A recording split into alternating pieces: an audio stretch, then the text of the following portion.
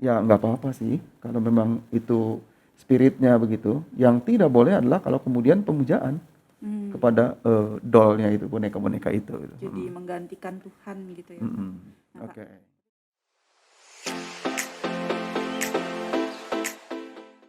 Nah, Pak, kita kan udah ngomongin roh-roh nih, Pak. Ada nggak sih, Pak, sebenarnya roh yang baik selain Roh Kudus?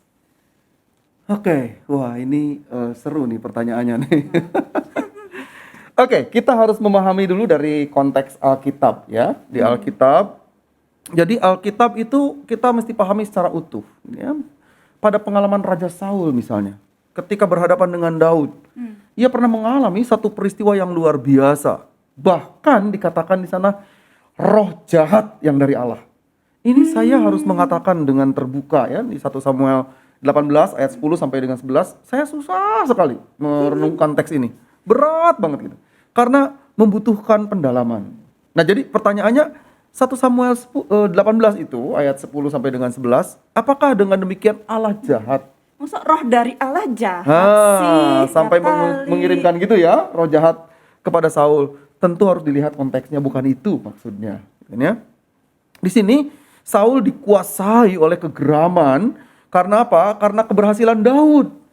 Kan dikatakan ketika berjalan nih ya, misalnya Daud mengalahkan berlaksa-laksa Saul beribu-ribu. Jadi dia merasa aduh gimana gitu ya. Nah, jadi dalam situasi seperti itu ia cemburu. Kegeraman itu ia cemburu. Nah, kecemburuan itu melewati batas-batas yang diharuskan gitu ya, dari akal spiritualnya, sampai Allah melihat bahwa Saul itu demikian dikuasai kejahatan. Gak tertolong nih orang. Jadi misalnya kita mesti melihat dulu sebelumnya nih 1 Samuel 16 ya, ayat yang ke-14 sampai 15 dikatakan bahwa roh Allah undur dari Saul. Itu maksudnya bukan kemudian Allah menjauhkan dia, sama sekali enggak. Saul sudah sangat tidak bisa dikendalikan. Saul sudah tidak mungkin. Jadi ini harus diterjemahkan sebagai Saul sudah sangat sulit dikendalikan. Sampai-sampai ia tidak mau lagi menerima kehadiran Allah dalam dirinya. Nah, di tengah kondisi seperti itu, apakah ada yang baik gitu kan selain dari Roh Kudus? Kita harus merefleksikan bahwa Roh Kudus dipahami dan didalami pada seseorang sehingga yang bersangkutan itu menerima atau mampu merefleksikan keindahan hidup. Dan ia kemudian melakukan yang baik dalam dirinya. Jadi apakah ada roh yang baik?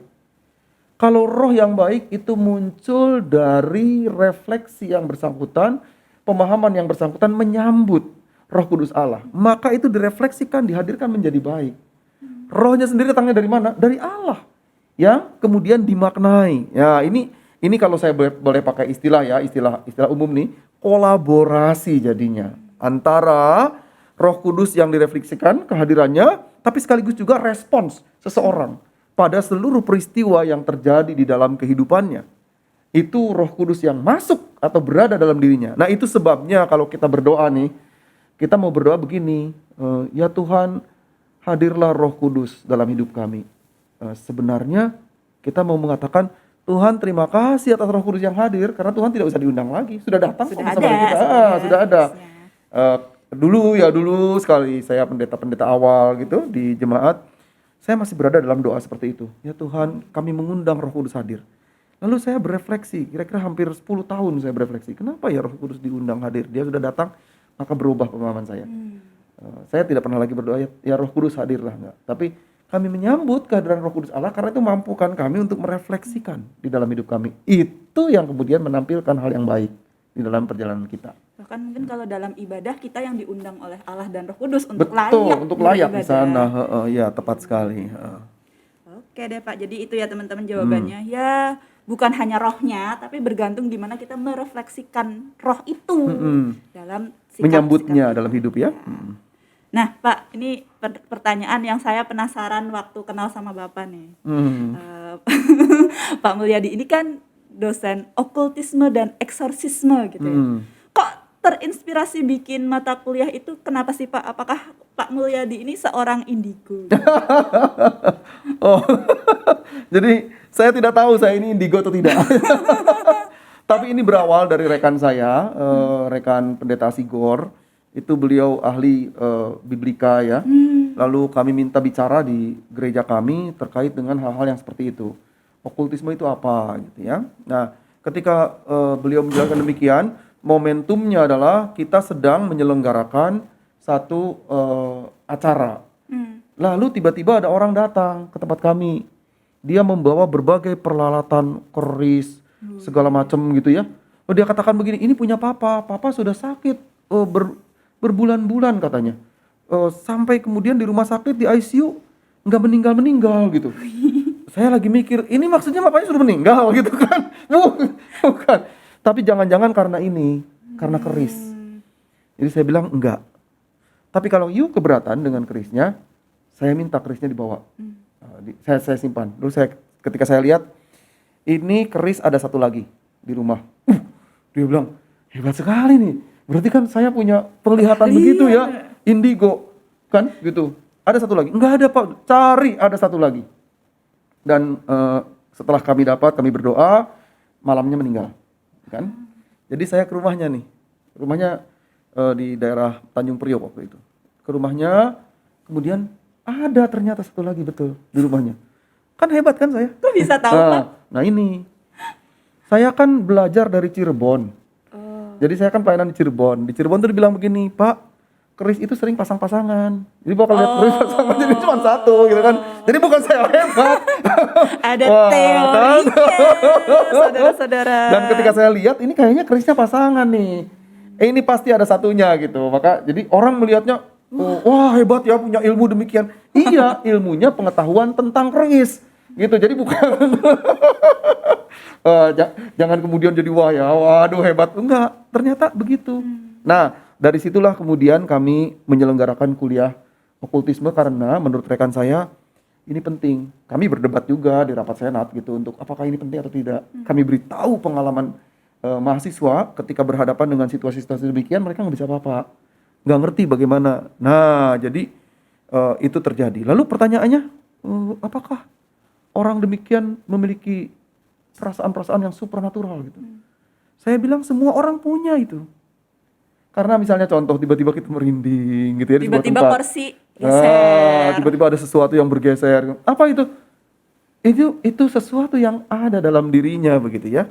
Relasi-relasi spiritual terjadi pada dirinya gitu. Dan itu bukan hal yang aneh, itu biasa saja ya. Nah, kaitannya dengan saya sebagai dosen okultisme, sekalipun fokus saya bukan di situ dan saya dosen tidak tetap di kampus, itu lebih berupa pengalaman menangani kasus-kasus yang terjadi. Ada satu pemuda kami tangani sampai 2 tahun lebih, mengalami guncangan yang demikian. Sampai harus dia bilang, saya ada suara yang jauh di sana mengganggu sekali. Nah, kalau yang begini kan susah nih diatasi. Saya bilang kalau di sana ada yang nyanyi, kita nyanyi di sini. Saya ajak nyanyi.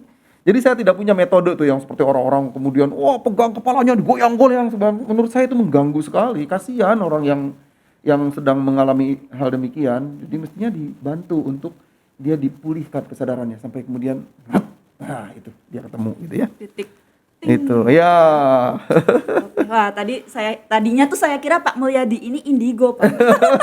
Soalnya ada yang nanya nih, gimana sih kalau misal ada anak indigo bisa mengolah kemampuannya, terutama saat melihat boneka-boneka arwah gitu. Ya.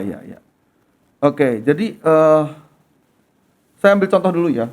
Waktu kami masih onsite, mahasiswa itu di kelas itu kami ajak. Tempatnya di Bogor. Wih, Di Bogor, tempat ya. saya. Sampai ke Keracak sana. Di Keracak itu ada tempat gitu ya. Sampai warga masyarakat aja kalau sudah jam segini nih, jam 4 masih terang kan ini. Jam 4 sore begitu ya, jam 5 sore itu mereka nggak berani mandi di situ, ada air pancuran. Kami datang ke situ mulai jam 11 malam. Lalu kami ajak mereka, untuk apa? Apakah kami nantangin? Bukan. Kami sedang mengajar sebuah nilai supaya kita melihat anugerah Allah melalui alam yang bagus ini. Jangan kemudian kita takut-takuti. Tapi ternyata di balik peristiwa itu mereka mau mengatakan, sebab kalau tidak digituin Pak, ini dirusak. Coba lihat situasinya ya. Jadi, nah ini kami perkenalkan kepada mereka. Jadi, apakah kemudian dengan demikian orang-orang yang takut oleh ketakutannya sendiri begitu, itu harus ditolong. Itu harus dibantu. Dan jangan kita menakut-nakuti mereka. Jadi kalau ada orang yang ketakutan, Jangan kemudian itu disorong-sorong, apalagi dikasih prank pocong gitu. Hayu Itu, lu, hayu nah, hayu lu. lu gitu. Itu nggak boleh. Itu entertainnya kita, penderitaan mereka. Gitu kan? Nggak boleh. Nah, jadi yang indigo tadi saya sudah mencoba menjawab gitu ya. Karena apakah apa namanya? Jadi mereka kemampuannya saat melihat boneka begitu? Menurut saya enggak. Jadi ini boneka itu fisiknya jelas. Jadi mereka melihat kalau di balik boneka itu praktis enggak ada apa-apa. Yang ada adalah orang melihat karya seni yang bagus. Nah, benar nggak ada yang indigo? Benar, saya kira. Ada orang-orang yang Allah pakai untuk melakukan itu. Tetapi bagaimana itu membuktikannya? Beberapa waktu yang lampau gitu ya, saya pernah diajak diskusi sama seseorang karena dia ingin sekali melihat papanya yang dibunuh. Saya mesti tanya ke siapa? Itu pasti bukan tanya ke saya gitu ya. Saya nggak akan bisa bantu.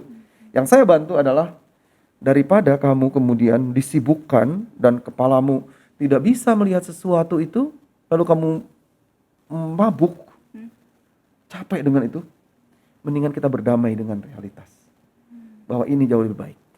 Ya, itu.